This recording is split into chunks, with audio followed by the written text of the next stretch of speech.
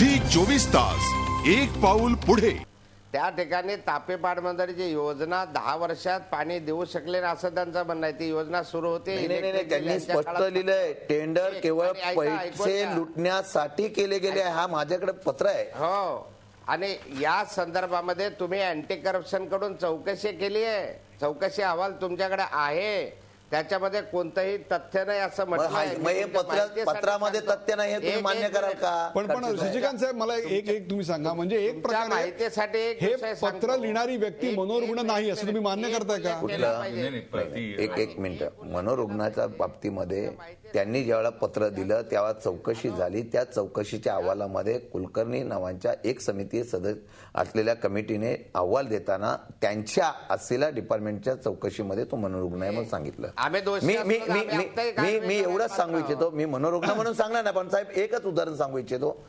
मी त्यांनी आरोप केले म्हणून त्यांना मनोरुग्ण ठरवण्यासाठी आम्ही प्लॅनिंग करतो असं नाही, पण त्या पत्राचा आशय संपूर्ण वाचला। एक मुद्दा, दुसरा मुद्दा, ते मनोरुग्ण आहेत अशा प्रकारची एक चर्चा होती। माझा आज त्यांचेच पत्र तुम्ही दाखवताय। एक मुद्दा अजून सांगतो ना साहेब, ज्यांच्या मुलांना स्वतः इंजिनियर असताना त्यांनी सांगितलं की आपली मुलांना सांगलं तुम्ही शिक्षण घेऊन इंजिनियर होऊन काय फायदा नाही, तुम्ही शेती केली पाहिजे। 8वी पासून मुलं काढली, 14 वर्षाची मुलगी असताना तिचं लग्न केलं।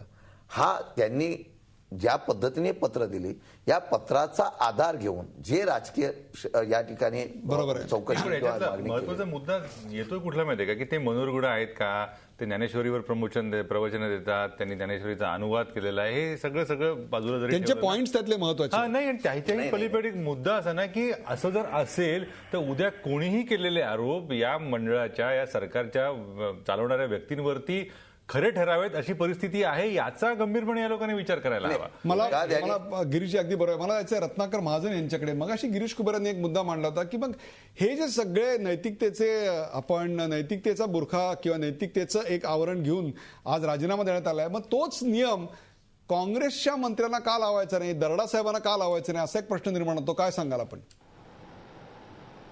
नाही, या बाबतीत काँग्रेसचा इतिहास स्पष्ट आहे। काँग्रेसच्या 2 मुख्यमंत्र्यांनी अशा पद्धतीने राजीनामा दिलेला आहे। अगदी लेटेस्ट आपण जर बघितलं तर अशोक चव्हाणांच्या संदर्भात कुठलंही रेकॉर्ड नसताना केवळ वर्तमानपत्रातल्या बातम्या आणि चर्चा यांच्या आधारावर त्यावेळी आलेले जे निरीक्षक होते प्रणब मुखर्जी यांनी जाहीरपणे असं सांगितलं की परसेप्शनच्या आधारे आम्ही त्यांना राजीनामा द्यायचा सल्ला दिला आणि त्यांनी तो त्याप्रमाणे दिला। आत्ताच्या प्रकरणात सुद्धा पक्षश्रेष्ठींशी चर्चा चालू आहे आणि ज्या क्षणी पक्षश्रेष्ठी सांगतील त्या क्षणी ती कृती होईल। त्यामुळे त्याच्यामध्ये काही फार बिनतोड सवाल केलाय असं मानायची काही गरज नाही। मुद्दा असा आहे की या संदर्भामध्ये लोकांच्या दैनंदिन जीवनाशी संबंधित प्रश्नाविषयी ज्या वेळेला संशय उपस्थित केला जातो आणि काही पुराव्यांनिशी आरोप केले जातात, त्यावेळेला त्याबाबतची वस्तुस्थिती लोकांसमोर आली पाहिजे। हे यातनं घडलं तरी खूप झालं। बाकीच्या ज्या काही उखाड्या पाखाड्या आहेत ते काढायला मग मैदान मोकळं आहे। बुडणार आहे हे एकदा नक्की झालं कीच मग तो बुडाला किंवा त्याला बुडू द्यावा असं साधारण अभयजी। नाही, मुळात असं दिसतंय की पांढऱ्यांचं पत्र आलं होतं फेब्रुवारीमध्ये, ते फेब्रुवारीमध्ये पत्र आल्यानंतर ते जलसंपदा खात्याकडे गेलं ऑगस्टमध्ये। म्हणजे हा जो विलंब लागला आणि एक साधारणतः आपण आता बघूया की श्वेतपत्रिकेमध्ये आर्थिक पाहणी अहवालामध्ये जर आकड्यामध्ये तफावत असेल तर सरकारचा प्रमुख पहिलं काय करेल की त्या संबंधित खात्याच्या प्रमुखाला विचारेल की तफावत काय आहे। पण हे न करता एकदम जाहीरपणे श्वेतपत्रिका काढणार असं जाहीर झालं। पांढरेंचं पत्र 2 पत्र त्याच्यापूर्वी ठेवली गेली। म्हणजे याच्यात एक लक्षात येतंय की हे भ्रष्टाचाराच्या विरुद्धचा मुख्यमंत्र्यांचा संताप आहे का हे कुरघोड्यांचं राजकारण?